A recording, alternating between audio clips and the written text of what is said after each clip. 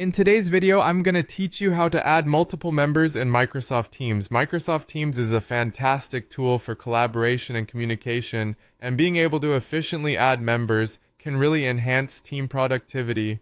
So, let's dive right in and make this process as smooth as possible for you. First, ensure that you're logged into your Microsoft Teams account. If you haven't already installed the Microsoft Teams app on your device, you'll want to do so from either the Microsoft Store for Windows or the App Store on your mobile device. Once you're logged in, you'll land on the home page where you'll see all your teams and channels.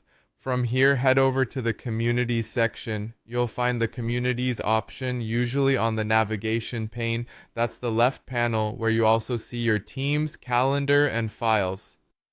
Clicking on Communities takes you to a space dedicated to various groups within Teams. Now within the Communities section, keep an eye out for the Invite Members button. This is typically located somewhere near the top section or under a menu. It's the gateway to inviting new members to join and collaborate within your team's environment. Clicking on Invite Members will bring up a prompt that allows you to enter the details of the individuals you want to add.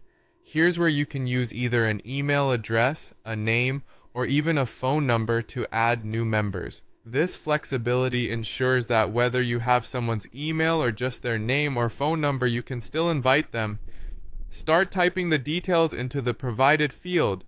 As you do, Teams might give you suggestions if the person is already in your contact list or within your organization. Be sure to select the correct contact, as this will ensure that the invitations are sent to the right individuals.